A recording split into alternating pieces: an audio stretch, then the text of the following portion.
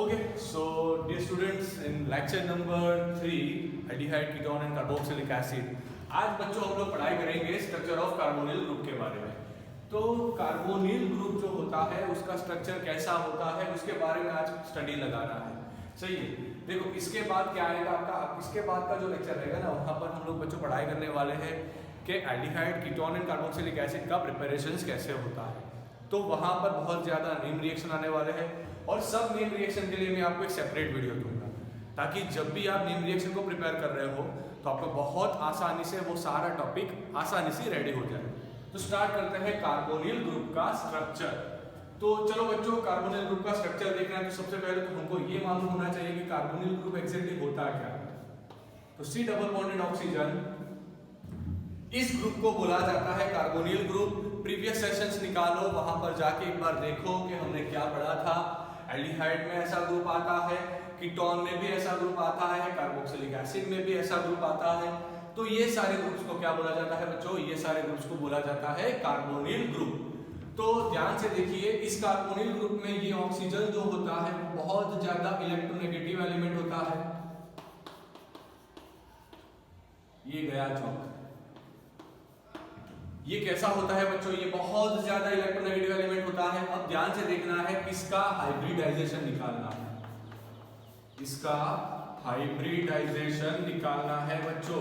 तो कैसे निकालोगे आप लोग इसका हाइब्रिडाइजेशन? तो ध्यान से देखिए, इसका हाइब्रिडाइजेशन निकालने के लिए आप फॉर्मूला लगाओगे Pp = Pp + Lp।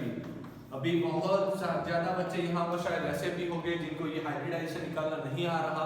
तो आप एक काम कीजिए, 11th का प्लेलिस्ट निकालिए, वहां से आपको ये वीडियो स्पेसिफिकली मिल जाएगा कि कैसे आप हाइब्रिडाइजेशन निकालोगे।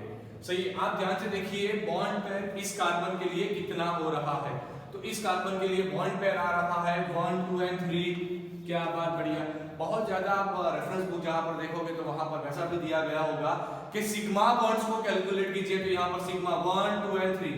ध्यान से देखिए बच्चों, ये हुआ सिग्मा, ये हुआ सिग्मा, ये हुआ सिग्मा।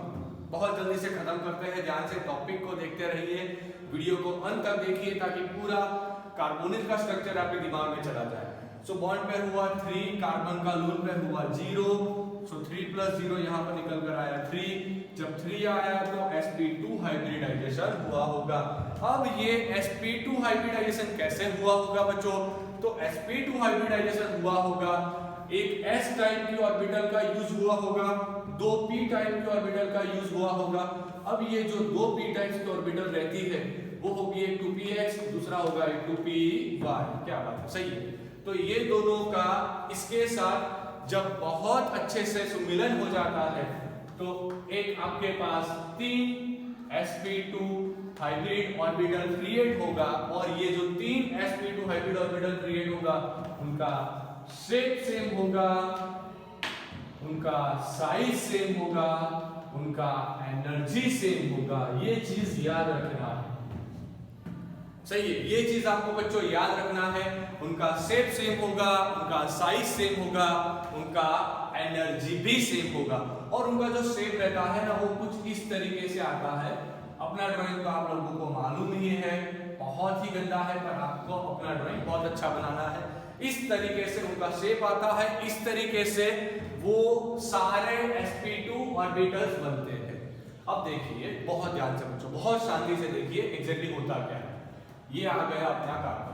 अब ये तीनों को आप 120 डिग्री पे लगाओगे। ये बॉक्स बनाओ, इसे कमेंट बॉक्स में लिखो। आप इसे कितने डिग्री पर बनाओगे? 120 डिग्री पर। अब ध्यान से देखिए, मैंने इसे बनाया पहले ऑर्बिटल को 120 पर, दूसरे को 120 पर, तीसरे को 120 पर। चलो बात खत्म। पहले को बनाया हमने 120 पर, दूसरे को बनाया 120। ये जो बॉन्ड एंगल रहेगा वो कितना होगा मेरे प्यारे बच्चों? वो होगा 120 डिग्री। सही है। तो ये हो गया हमारा 120 डिग्री पर, ये हो गया 120 डिग्री, ये हो गया 120 डिग्री। और यहां पर आएगा अपना प्यारा ऑक्सीजन। सही। ओके। अब ये ऑक्सीजन भी इसके साथ एक क्या बनाएगा? सिग्मा। ये हो गया सिग्मा बॉन्डिंग। यहां पर हाइड्रोजन आने वाला है जो क्या क्रिएट करेगा? एल्डिहाइड होगा। अगर यहां पर R लग रहा है तो क्या क्रिएट करेगा? वो कीटोन क्रिएट करेगा। तो इस हिसाब से आप देख सकते हो यहाँ पर कोई भी ग्रुप हो सकता है। हम लोग वहां पर अभी ग्रुप्स नहीं बता रहे क्योंकि हमारा पर्टिकुलर जो स्टडी है बच्चों वो तो सिर्फ और सिर्फ कार्बोनिल के स्ट्रक्चर पर डिपेंड कर रहा था। ओके, देखना कुछ नहीं है, बहुत आसान वाली चीज है। कार्बन 3 sp2 हाइब्रिडाइज्ड ऑर्बिटल बना दिया 3 sp2 हाइब्रिडाइज्ड ऑर्बिटल। अब तीनों को 120 एंगल पे लगा दो, 120 पे लगा दिया तो ये जब 120 पे लगाओगे तो ये कुछ ट्रायंगल जैसा शेप हो रहा होगा, प्लैनर ट्रायंगल। ये सारी चीजें जो ये बॉर्ड दिखाई दे रहा है ना बच्चों, तो इसी बॉर्ड के अंदर आएगी, मतलब एक ही प्लेन में आएगी। ये चीज याद रखना है, ये सारी चीजें एक ही प्लेन में आती है। पर अब आप ध्यान से देखो, कार्बन का कौन सा p बचा, तो कार्बन का बचा 2pz। मेरे प्यारे बच्चों, कार्बन का कौन सा बचा, कार्बन का बचा 2pz। तो अब ये 2pz तो होगा परपेंडिकुलर। वो आप पढ़े हो, आप लोअर स्टैंडर्ड्स में 11 में पढ़ के आए हो कि जो 2pz होता है वो डंबेल शेप का होता है और वो प्लेन से बाहर निकल के आता है। तो ये तो प्लेन से बाहर निकल कर आया, वही तरीके से यहां पर भी ऑक्सीजन के पास एक 2pz होने वाला है जो प्लेन से बाहर निकलेगा। अब यहां पर साइड वे ओवरलैपिंग, बहुत बढ़िया नेम, साइड वे ओवरलैपिंग, कई बार इसे लेटरल ओवरलैपिंग भी बोला जाता है, लेटरल ओवरलैपिंग। अब जब मेरे प्यारे बच्चों लेटरल ओवरलैपिंग लगेगा तो यहां पर या फिर यहां पर देखिए, either from the above the plane, either लिखते हैं, चलो आज चौक हमारा साथ नहीं दे रहा, either from the above the plane, above the plane or from the below the plane, from below the plane, pi bond formation take place, pi bonds formation take place। गया, क्या बात है, सही। आज मेरा कैल्शियम कार्बोनेट बहुत ज्यादा टूट रहा है ड्यू टू ह्यूमिडिटी। तो ये हो गया बच्चों, देखिए साइड में से हमने ओवरलैपिंग करवा दिया, लेटरल मतलब उसे भी बोला जाता है लेटरल ओवरलैपिंग भी। सही है, दिमाग में जा रहा है कि नहीं जा रहा है, मतलब कि जो पाई बॉन्ड बनता है ना बच्चों, वो पाई बॉन्ड आएगा शायद प्लेन के ऊपर से या फिर प्लेन के नीचे से। तो फटाफट से बच्चों इसका स्क्रीनशॉट लेना है, मैं अभी ही बॉर्ड यहाँ पर रफ कर दूंगा। और आपको दूसरी चीज मैं बता रहा हूं कि आप देखिए कि इसमें पोलैरिटी कैसे इंड्यूस होता है, आपको देखना है पोलैरिटी कैसे इंड्यूस होता है। अगर पोलैरिटी दिमाग में चला गया ना तो न्यूक्लियोफिलिक एडिशन रिएक्शन आपको बहुत अच्छे से समझ में आएगा। तो फटाफट से पहले इसका स्क्रीनशॉट ले लीजिए, इसके बाद वाला टॉपिक स्टार्ट करते हैं जल्दी से। ओके, सो डियर स्टूडेंट्स, आपने आगे का स्क्रीनशॉट ले लिया, पूरा टॉपिक दिमाग में चला गया कि वहां पर कार्बन लगाता है sp2 हाइब्रिडाइजेशन, उसकी वजह से जो 3 सिग्मा बन रहे थे वो तीनों सिग्मा एक ही प्लेन में आ रहे थे, और जो पाई बन रहा था वो शायद ऊपर से बनेगा या फिर नीचे से बनेगा। अब देखिए दूसरी चीज आगे के मतलब आगे का जो अभी सेशन पढ़ाया ना मैंने आपको, वहां पर ऐसा आपको पढ़ाया था कि जो ऑक्सीजन होता है बच्चों, ऑक्सीजन जो होता है वो बहुत ज्यादा इलेक्ट्रोनेगेटिव होता है, सही है कि नहीं, वो बहुत ज्यादा इलेक्ट्रोनेगेटिव होता है। पढ़ के आए ना, इसका मतलब आप इलेक्ट्रोनेगेटिविटी का मतलब तो मालूम ही होगा, नहीं मालूम तो मैं अभी दिखा देता हूँ, समझा देता हूँ, बहुत अच्छे से समझ लेना। इलेक्ट्रोनेगेटिविटी का मतलब होता है इलेक्ट्रॉन क्लाउड या फिर इलेक्ट्रॉन डेंसिटी को खुद की ओर खींचना, सही है। तो इलेक्ट्रॉन क्लाउड या फिर इलेक्ट्रॉन डेंसिटी को जब खुद की ओर खींचा जाता है तो उसे इलेक्ट्रोनेगेटिव एलिमेंट्स बुलाया जाता है। तो ऑक्सीजन का तो नेचर ही है कि वो जब भी इलेक्ट्रॉन क्लाउड देखता है ना तब वो अपने काम पे लग जाता है। उसका क्या काम क्या है, उसको खींचना अपनी ओर। तो देखो यहाँ पर वो क्या कर रहा है, कार्बोनिल में भी वो कुछ इस तरीके से ही करेगा, उसको बहुत ज्यादा मजा आता है ये करने में।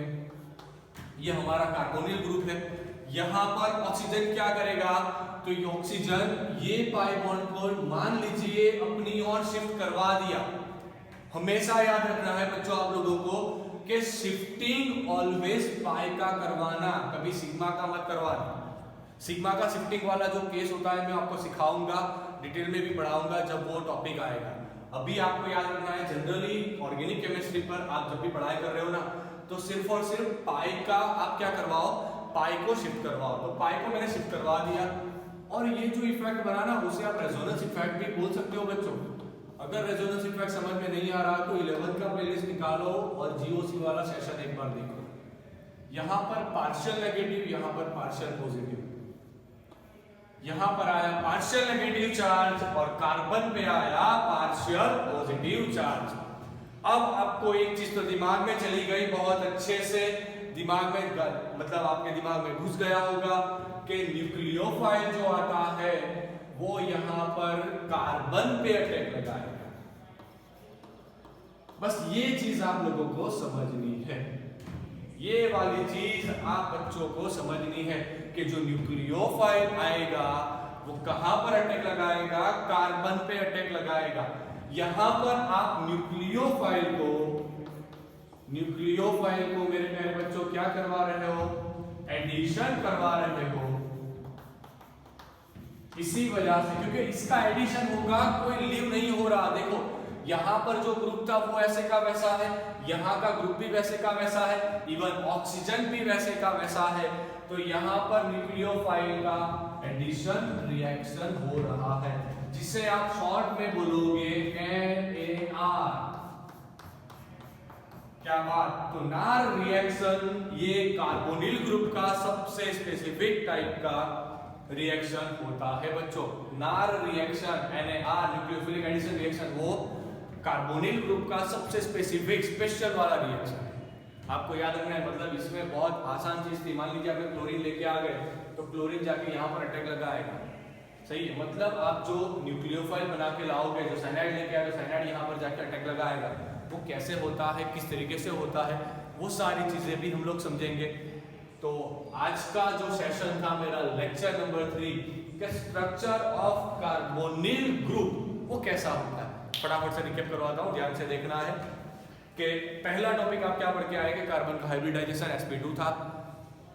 दूसरा आप क्या पढ़ के आए बच्चों, दूसरा आप लोग पढ़ के आए वहां पर के जो स्ट्रक्चर होता है वहां पर पाई साइड में ओवरलैपिंग से बनता था, और वो जो पाई साइड में ओवरलैपिंग से बन रहा था ना, तो पाई शायद प्लेन के ऊपर जाएगा या फिर प्लेन के नीचे से आएगा, सही है। और यहाँ पर ऑक्सीजन ज्यादा इलेक्ट्रोनेगेटिव वजह से पाई इलेक्ट्रॉन क्लाउड उसके ऊपर शिफ्ट हो रहा था और न्यूक्लियोफाइल वहां पर अटैक लगा सकता था। इसी वजह से इसी रिएक्शन को क्या बोला जाता है, न्यूक्लियोफिलिक एडिशन रिएक्शन। हम लोग बच्चों लेक्चर नंबर 4 से स्टार्ट करने जा रहे हैं, preparation of aldehyde and ketone. देखो हम लोग है ना प्रिपरेशन को किस तरीके से पढ़ेंगे, एल्डिहाइड एंड कीटोन का प्रिपरेशन एक में पढ़ेंगे, उसके बाद कार्बोक्सिलिक एसिड को थोड़ा सेपरेटली पढ़ाई करेंगे। तो फटाफट से इसका स्क्रीनशॉट ले लीजिए। आज का सेशन यही खत्म हो रहा है। अगर चैनल को सब्सक्राइब नहीं किया बच्चों तो पहले वो करो, सही है। दूसरा चीज, अगर लेक्चर पसंद आया तो लाइक लगाओ, भूलना मत। एंड आप कमेंट बॉक्स में हमारे प्यारे केमिस्ट्री का ये जो सेशन आज बनाया है, तो वो सेक्शन पर आप कमेंट बॉक्स में जाकर कुछ अच्छा सा कमेंट करो कि मतलब आपको क्या समझ में आया, क्या समझ में नहीं आया। कुछ भी डिस्कस करना हो तो वहां से हम लोग डिस्कस करते रहेंगे, मिलते रहेंगे। कल फिर मिलेंगे नए सेशन के साथ, एल्डिहाइड का कीटोन का प्रिपरेशन देखेंगे। तो कल के लिए वेट करना है, आज के लिए थैंक यू, कल फिर मिलेंगे। Okay bye.